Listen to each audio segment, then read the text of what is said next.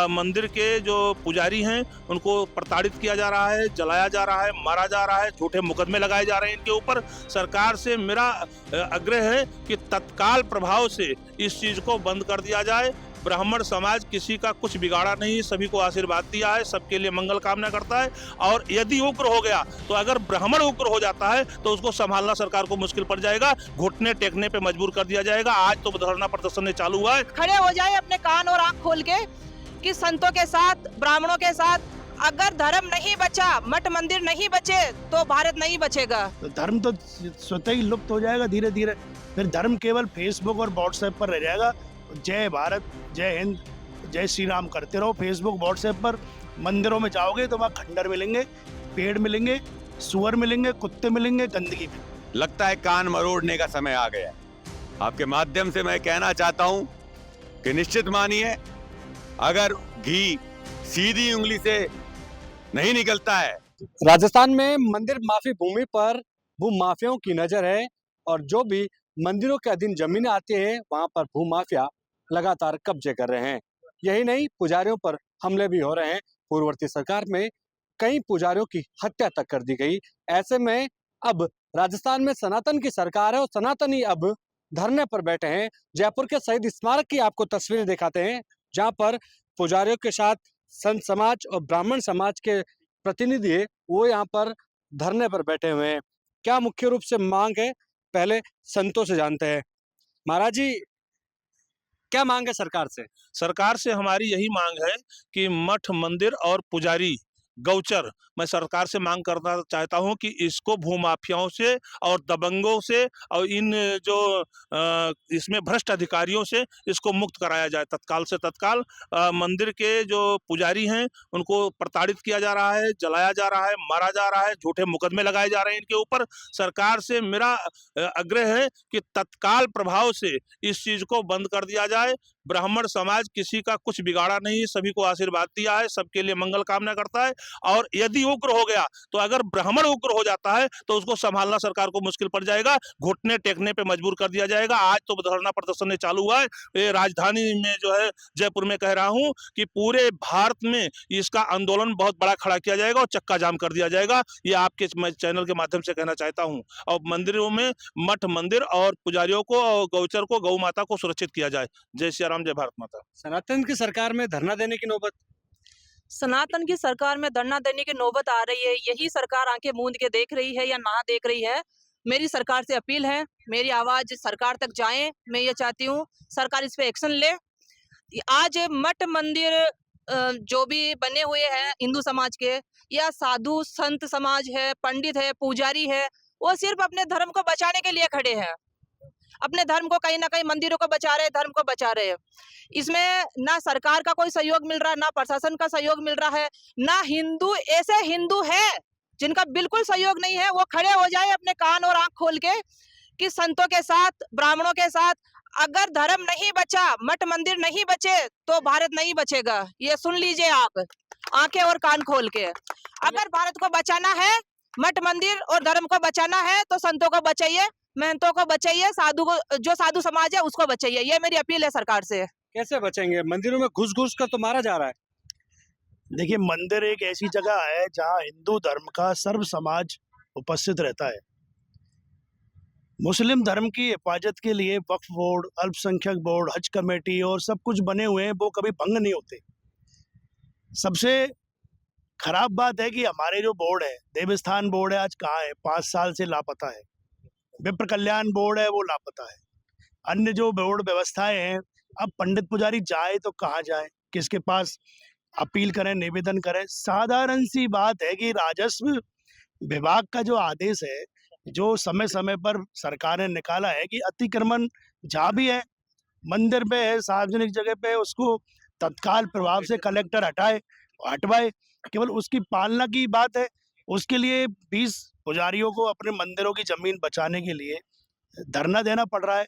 तो कहीं ना कहीं ये प्रशासनिक चूक है, कलेक्टर की अनदेखी है, प्रशासन की अनदेखी है।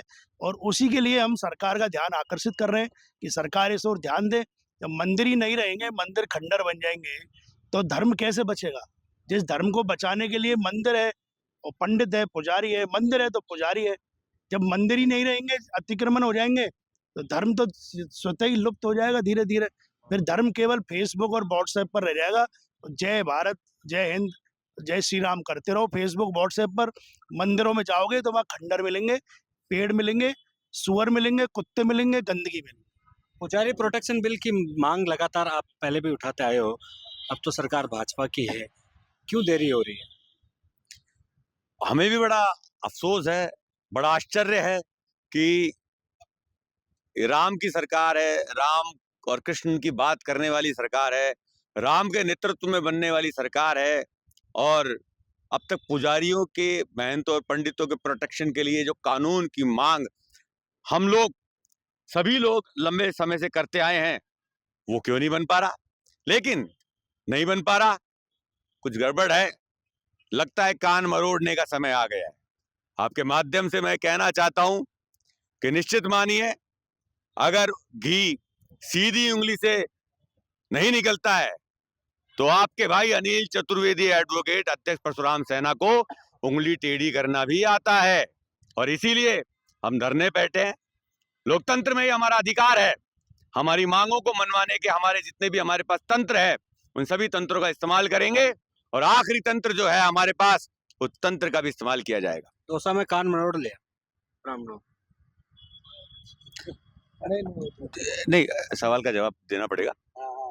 देखिए, लोकतंत्र में और राजतंत्र में जनता तय करती है कि किसे जिताया जाए, किसे हराया जाए।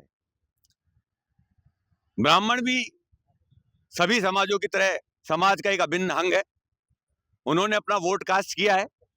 ये तो आप पेटियां खुलवाएं और किसने किसको वोट दिया पता करें, परंतु जीत लोकतंत्र और जनतंत्र की होती है। लोकतंत्र और जनतंत्र की जीत हुई है। जय श्री राम। गाय के नाम पर, मंदिरों के नाम पर वोट मांगे जाते हैं, वोट मिलने के बाद सरकारें गायब हो जाती हैं और मंदिर पुजारी वहीं रह जाते हैं। ये दुर्भाग्य और बड़ी विडंबना का विषय है कि जो चिंतन भारत की स्वतंत्रता के साथ एक आम भारतीय सनातनी के मन में रहा है, वो उसकी पूर्ति अभी तक नहीं हो पाई, और जो परंपराएं थी उनको नष्ट करने का और उनको खत्म करने का जो षड्यंत्र लोगों के द्वारा चलाया गया, और बड़े बड़े समूह बना करके मंदिरों की संपत्तियों और उनके साथ जुड़े हुए लोगों को जिस तरह हानि पहुंचाने का, चाहे वो मठ हो, चाहे मंदिर हो, चाहे पुजारी हो, महंत हो, जो भी है, उनके साथ जो षड्यंत्र चल रहा है, उसको लेकर के सरकार का आंख मूंद के बैठ जाना ये उचित नहीं है। इस पर बहुत गंभीरता से चिंतन करना चाहिए। परंपराओं को तोड़ना कुछ लोगों के आग्रह पर, कुछ लोगों के दबाव में, ये बिल्कुल ठीक नहीं है। ये आगे जाकर के बहुत हानिप्रद होगा, जो सनातन के लिए पूरी तरह से खोखला कर देने वाला और उसको जड़ से मिटा देने वाला साबित होगा। इसलिए मेरी अपेक्षा है कि सरकार इस बारे में गंभीरता से चिंतन करे। यदि वो सनातनी व्यवस्था को कायम रखना चाहती है और आगे अपने आप को भी स्थापित रखना चाहती है, तो इस परंपरा को पुष्ट करना जरूरी है, उसको बनाए रखना जरूरी है। इस पर गंभीरता से चिंतन करे। मंदिरों की जमीन में ऐसी कौन सी मलाई है जो कि हर कोई चाटना चाहता है? खाली भूमाफिया नहीं, कहीं कहीं अधिकारियों के नाम भी सामने आ चुके हैं।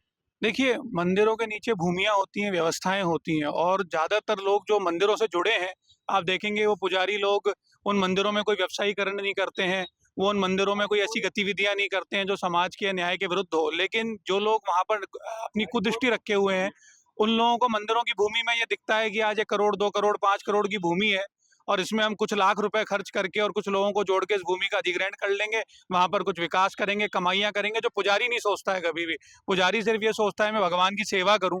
आज जैसे भाजपा की सरकार यहाँ बनी, माननीय भजन लाल जी मुख्यमंत्री बने, सभी को बड़ी हर्ष था, प्रशंसा थी, प्रसन्नता थी, विश्वास था, हमको भी था और अभी भी है कि वो बैठे हैं तो कुछ ना कुछ अच्छा होगा।